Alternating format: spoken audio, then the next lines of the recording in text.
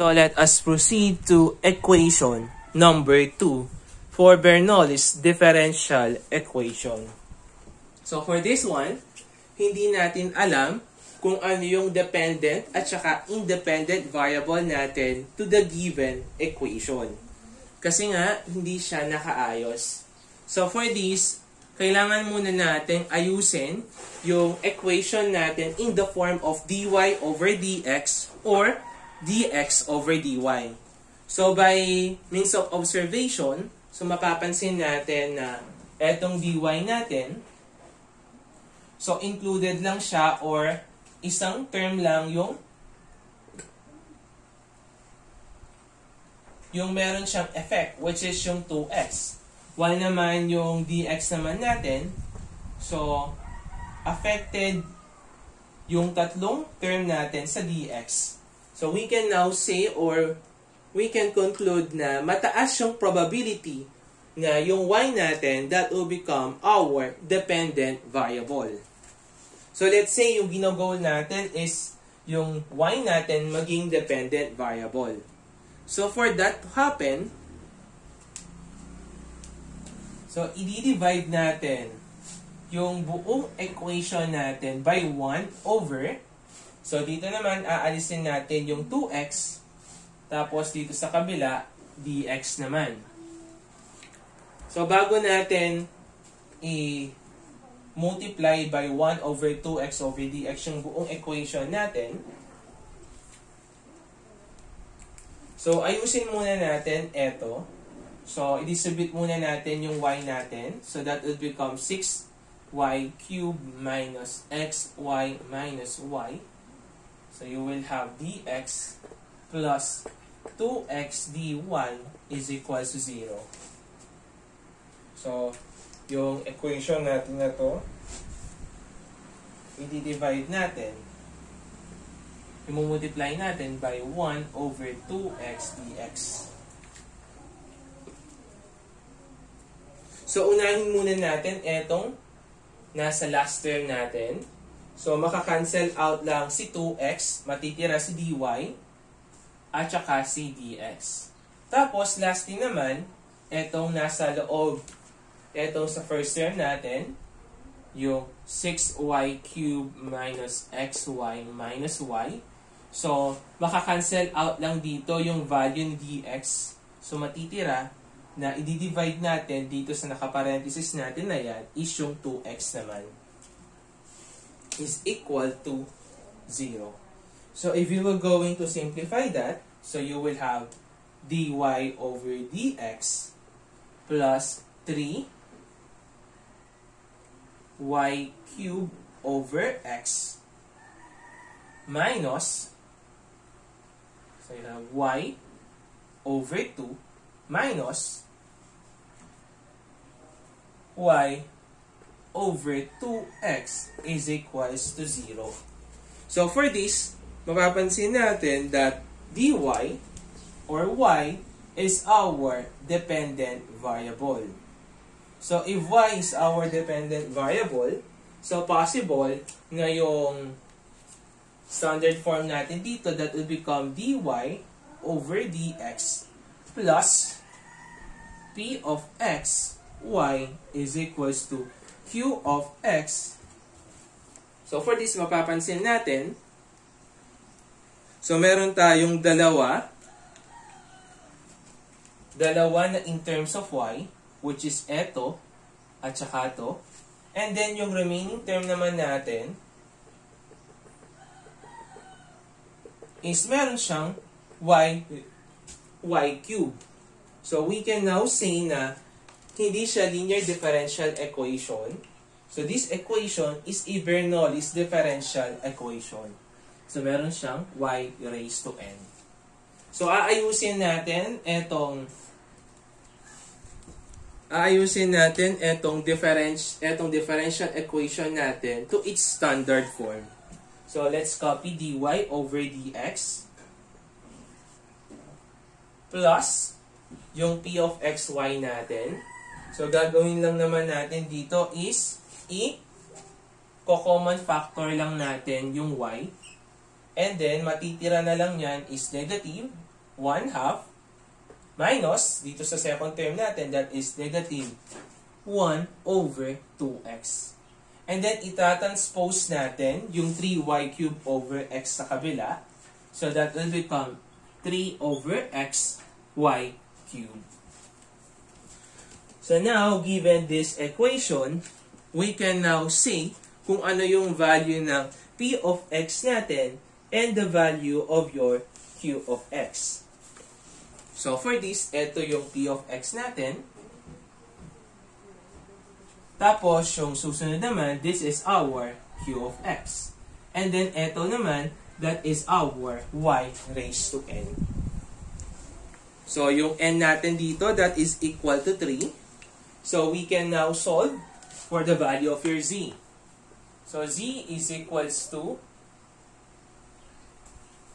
since y yung dependent variable natin, yun yung ilalagay natin, raised to 1 minus 3. So, z is equals to y raised to negative 2. So, i-differentiate natin yung z natin. So, you will have dz is equals to negative 2y raised to negative 3 dy. So, next, after natin makuha yung value ng z natin, we're going to divide by y raised to n yung buong equation natin. Wherein y raised to n, that is equal to y cubed. I-divide natin yan. So, divide natin yan. Or para mas easy na lang, i-multiply na lang natin yung buong equation natin by 1 over y cubed. So, 1 over y cubed multiplied by dy over dx, we will have y raised to negative 3 dy over dx plus,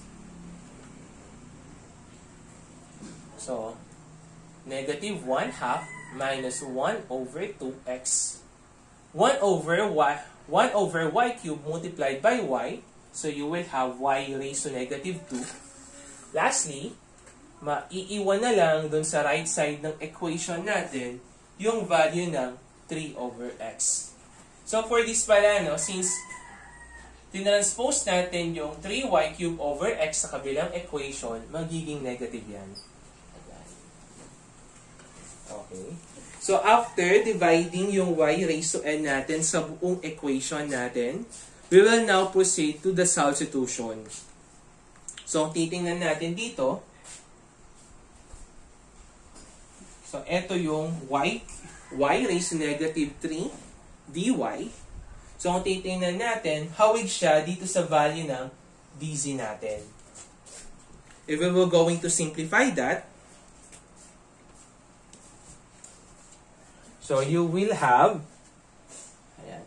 So, kung i-divide natin by negative 2 yung both sides ng equation natin sa dz, so you will have negative dz over 2 is equals to y raised to negative 3 dy. So, this equation, pwede natin siyang i-substitute dito sa y raised to negative 3 dy. So, magiging negative dz over 2 over dx yung equation natin. Plus, negative 1 half minus 1 over 2x. Yung y raised to negative 2 natin, yung equivalent naman yan, that is equal to z. So, papalitan lang natin yan by z is equals to negative 3 over x.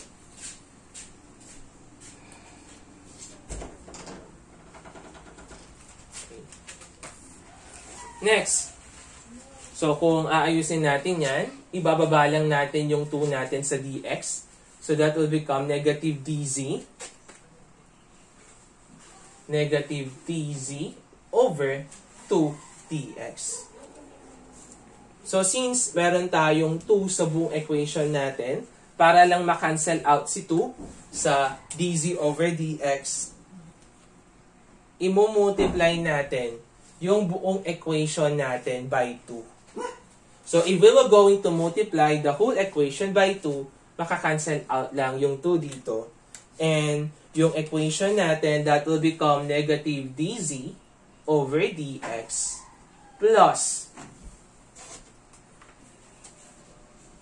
negative 1/2 minus 1 over 2x.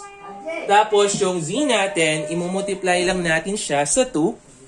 Magkakaroon tayo ng 2 dito. So that will become 2z is equals to 2 multiplied by negative 3. So you will have negative 6 over x. So this will now become our new equation.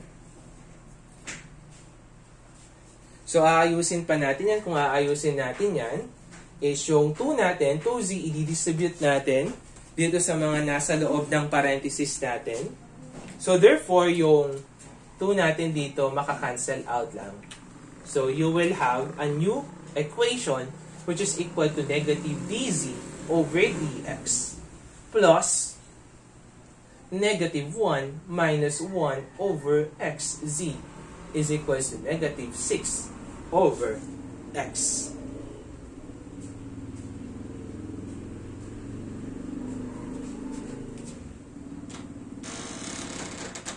So, kung titingnan natin dito, from Bernoulli's differential equation, naging linear in z tayo. Wherein z is our dependent variable. So, para maayos lang natin yung buong equation natin, let's multiply by negative 1 yung buong equation natin. So, multiply natin yan by negative 1 para maging positive yung dz over dx natin. So, that will become dz, positive dz over dx. So, eto niya, negative, negative, itatranspose natin. So, magiging negative. So, magiging negative 1 plus 1 over x z yan. So, imumultiply natin by negative 1 yung negative. So, magiging positive 1 plus 1 over xz is equals to positive 6 over x. So, dito, makukuha na natin yung value ng p of x natin and the value of your q of x. So, for that, no, linear na tayo. So, pwede na nating makuha yung integrating factor natin. So, the value of your integrating factor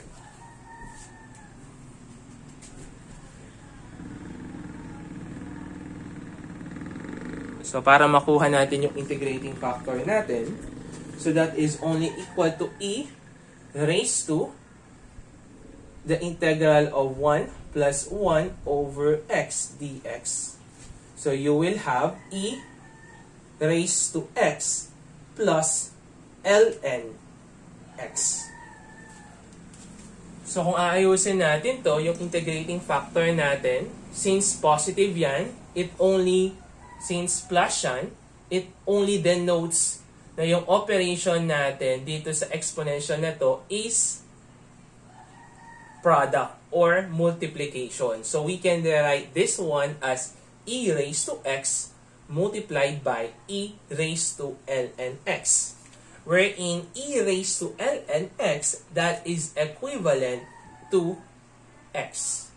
So, we can now say that our integrating factor, that is equal to x multiplied by e raised to x.